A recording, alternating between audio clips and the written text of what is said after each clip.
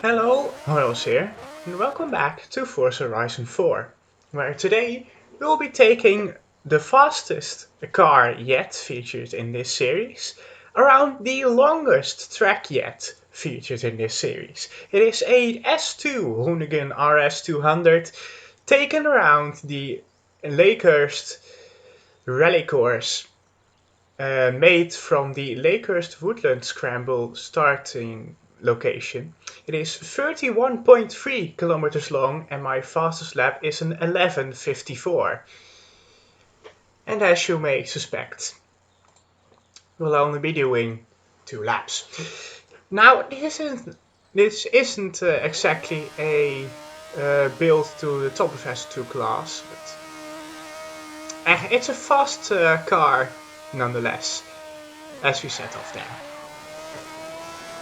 Now, the first part of the track is mainly just the same as the Lakehurst Woodland Scramble. And around halfway of that circuit it starts going into its own circuit. Now, one more thing that I want to mention here before I really get commentating on the lap. This is the last time you'll be seeing the old HojozVideos logo in a video. Yes, indeed, that's very nice. Anyway, we make a jump, and as you can see, this is a very oversteery car. At least I like to drive it as a very oversteery car. We make another corner, and here is where the things get tough. This part here features a bridge. I know I fucked that one up many times. This is a fairly difficult section, especially because of the section that will be coming up now. There, if you take a bump on the inside, you won't make the corner, and if you go out wide, too wide on entry, you also won't make the corner. It's a pretty hard corner. Anyway, coming up to some sharper turns here. Still fast though. Yeah, this is a very fast track in the beginning. Just full jump, still full on throttle before we brake for that corner. And this 90-degree corner as we go into the quarry section. I have set up a section in the quarry here indeed. Immediate turn here, 90 degree, and here another 90-degree turn. Yeah, this is a very technical part of the track, going downhill now into a continuous corner. And going out wide, not managing to hit those conveyor belts there, going uphill. Also a very difficult part of the track. If you go too fast, you won't get the checkpoint. The checkpoint has been hit. Into the fast looping round part of the quarry now, as we will soon be exiting the quarry. Nearly hitting that post there. This is pretty much straight on, although I meant for it to be a chicane. And we now go out of the quarry with a very high jump, only just managing to get the brakes on right for that corner. As we get into the crossover section. Yep, there is a crossover section. Difficult part is as well, off-camber corner here. Very difficult to nail that one. As we now blast off into the woods here, next to the quarry. This is one of my favorite parts of the track, as we make a mistake there, because it's just so high speed, and the trees just appear to be so close to you, as we nearly hit one there.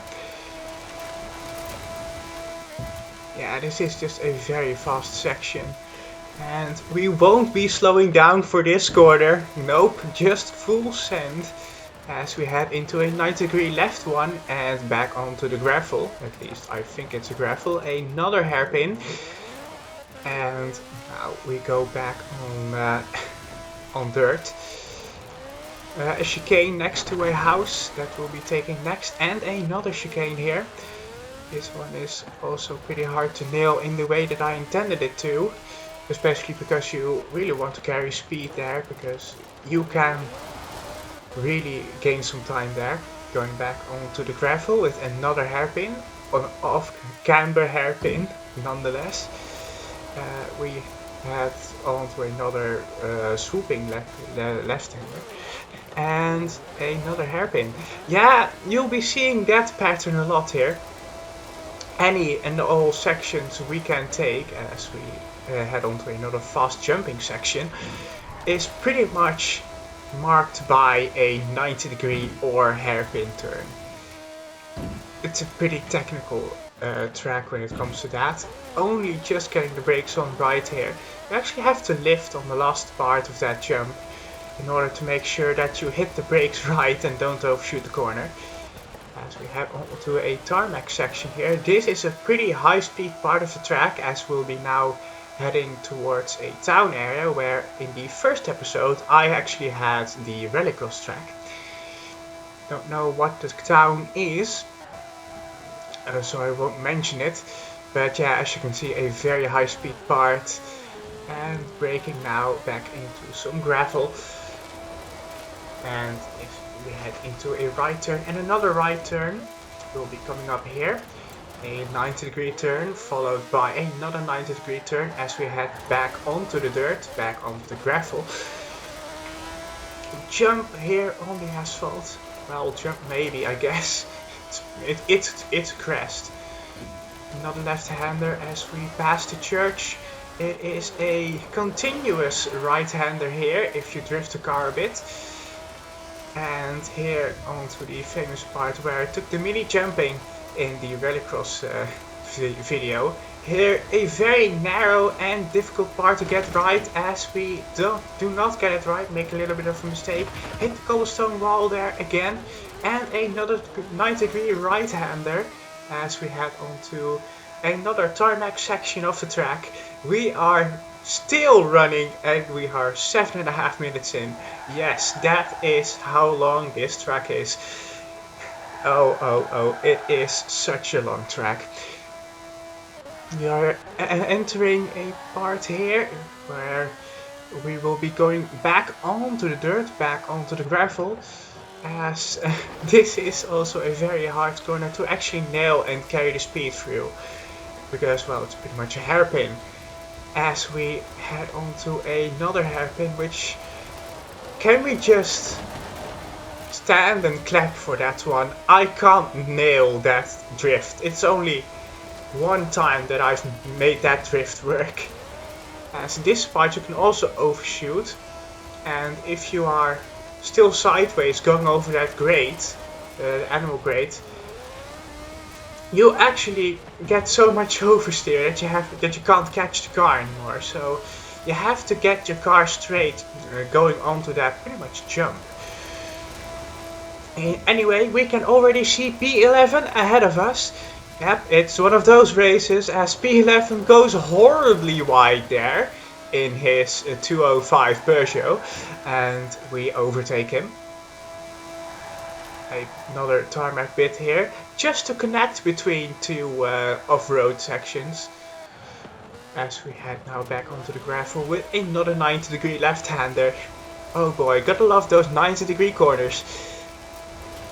This is a pretty fast track and a pretty narrow one if you actually want to keep it on the dirt and the gravel sections, on the paths that are here. Here a little bit of a chicane, you can't really cut that one, so you have to brake for it.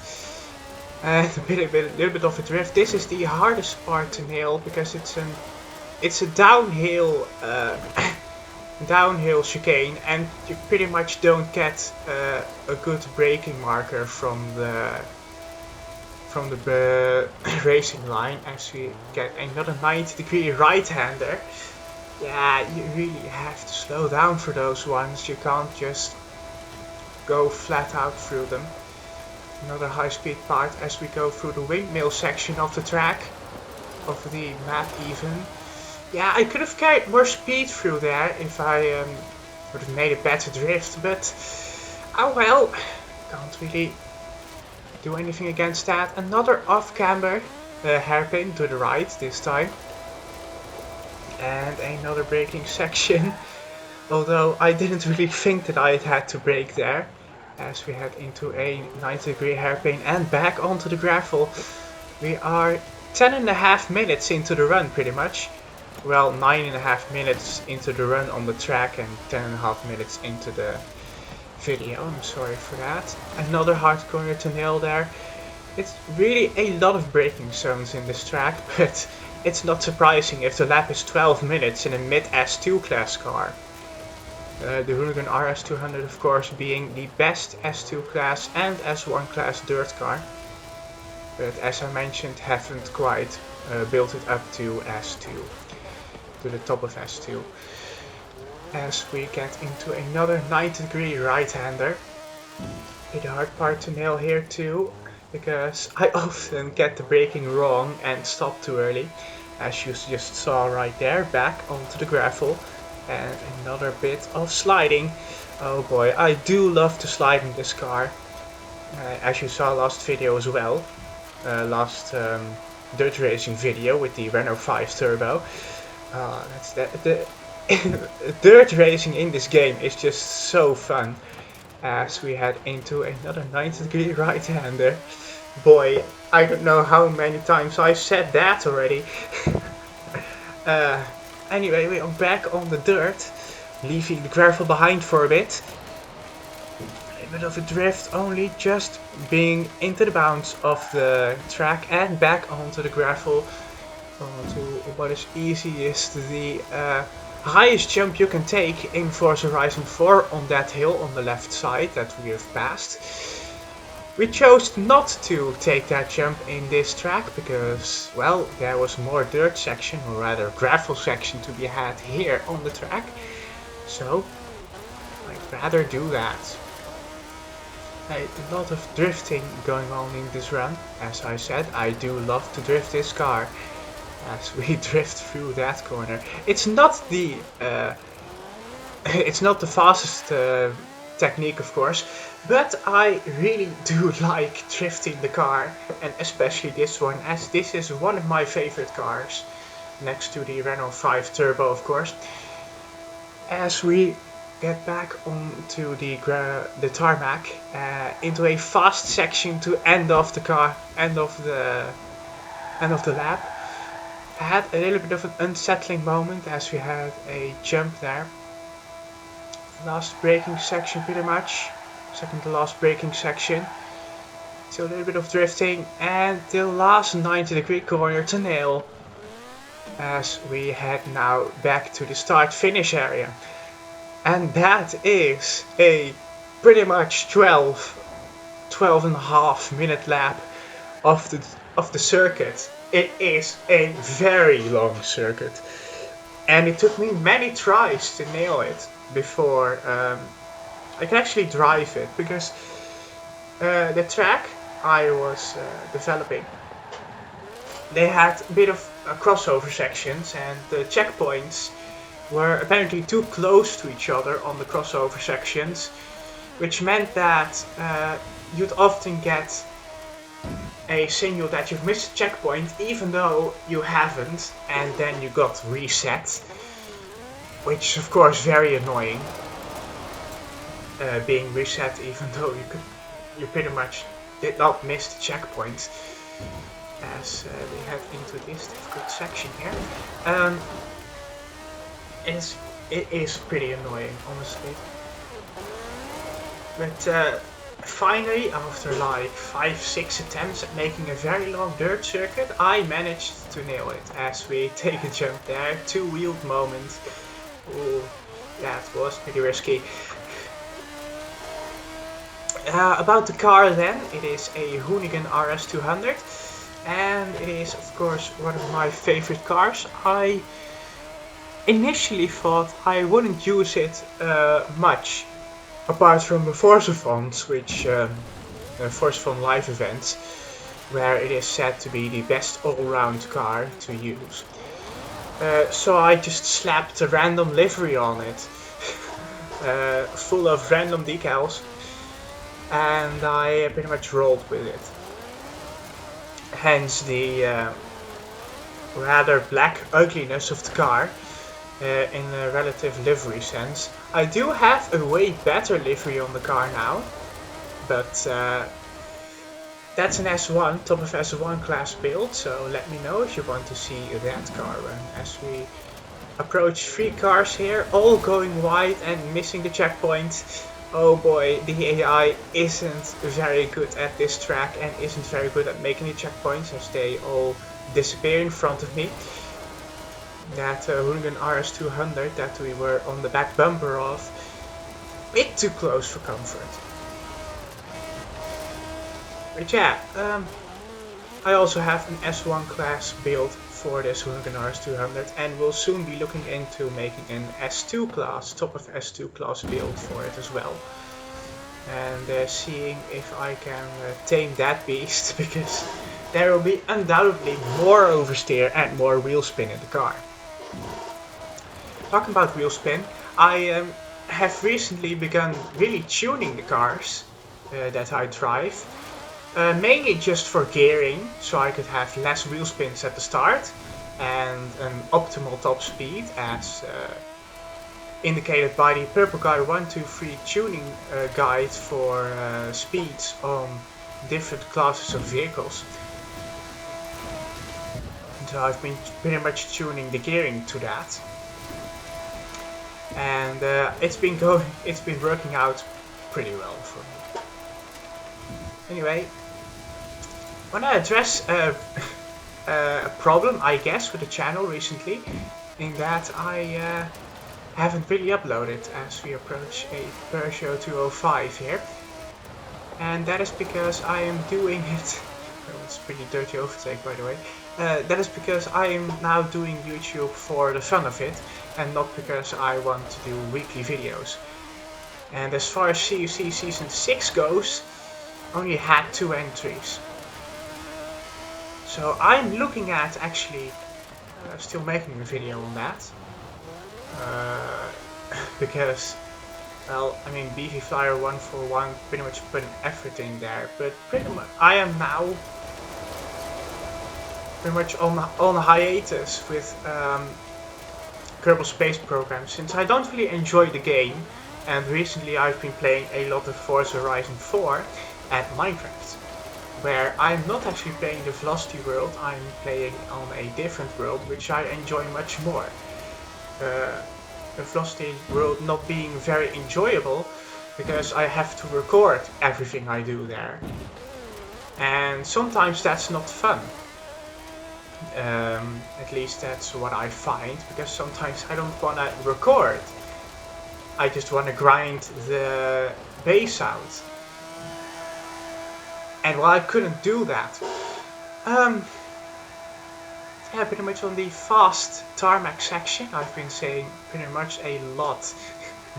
And that pretty much indicates my skills and well, my skills in English and my skills in commentary. So I had another bit of a failure there. Surprised if you haven't seen more cars here. I mean, I guess we started a minute behind, but they aren't good at negotiating this track at all. So yeah.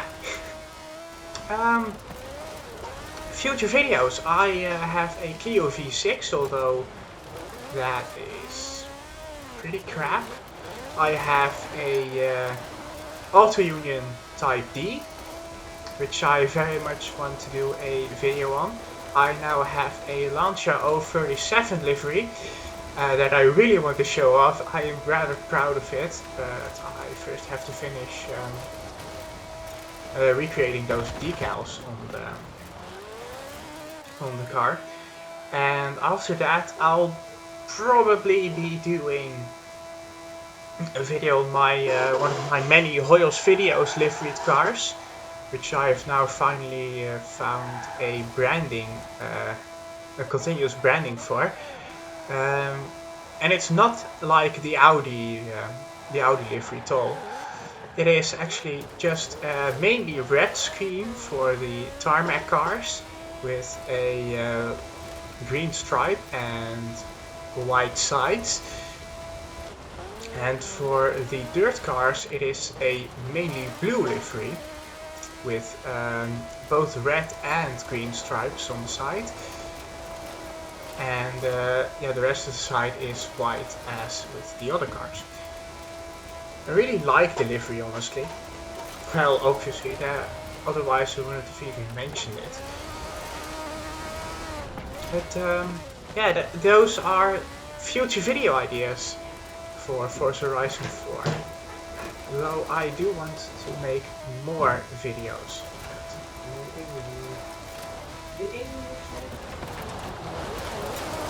And in this corner again with the drift. There's the next car. It's the Metro 6R4. I have actually tried making a livery on that. It was a pretty as a one-class dirt car for me. But I have tried making a livery on it. And I found the mapping to be so bad for the livery that I had in mind. And I pretty much quit trying to make that livery. Anyway, two more cars. Looks like a green 6R4. What is that ahead? It's a Manta, an Opel Manta 400. I don't know how I made that checkpoint. But I did, as we overtake the Manta 400. I do intend on making a livery on that car and showing it to you. Which actually reminds me, I recently built a Volvo 242 Turbo in C-Class. And boy, that thing goes. It just has the straight lines, it has insane straight line speed. Compared to the other C-Class cars in dirt that I was facing. It's on stock tires. Okay, max tire width, but it's on stock tires, rear wheel drive. And it's really good on the dirt, and that surprises me. I mean, okay, it's a 242, those things go rallying all over in Finland, but I was rather surprised to find out that a stock tires C-Class car would actually work well on the dirt. And I was pretty happy with that. So we actually near the end of the video, just a few minutes remain before I have to say goodbye to you again and go on an indefinite hiatus before the next Forza Horizon 4 video comes around. I actually recorded this like in February, but I only have gotten around to commentating it 2 months later because, well, laziness, Forza Horizon 4, and trying actually to 100% this Series 20 playlist, which I managed to do. Took me the entire month, of course, but I managed to do, and I'm rather proud of that achievement. Anyway, drifting the car on the end of the lap, crossing tarmac and onto dirt. Don't really have much to say anymore. That's a shame, really. That the video hasn't actually met up with my commentary. Ah well, it'll soon be over. Yeah, here drifting again, and onto tarmac, and then onto gravel at the highest jumping point on the map, and probably one of the highest points on the map in general. This pretty much horseshoe-shaped gravel path around it. There's pretty high speed, as you can see from the video. More drifting, and there we go again, a sharper turn. Nearly heading into the trees there.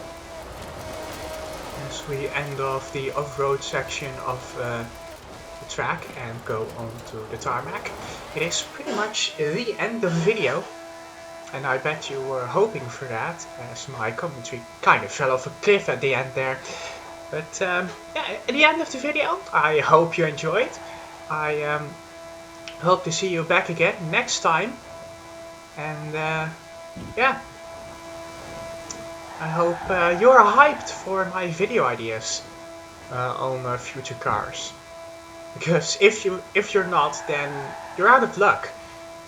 since I'll be doing way more Forza Horizon 4 car videos. Anyway, as we head to the line, the end of the video approaches, and thus, bureaucratic Boys Bob approaches as well. See you next time.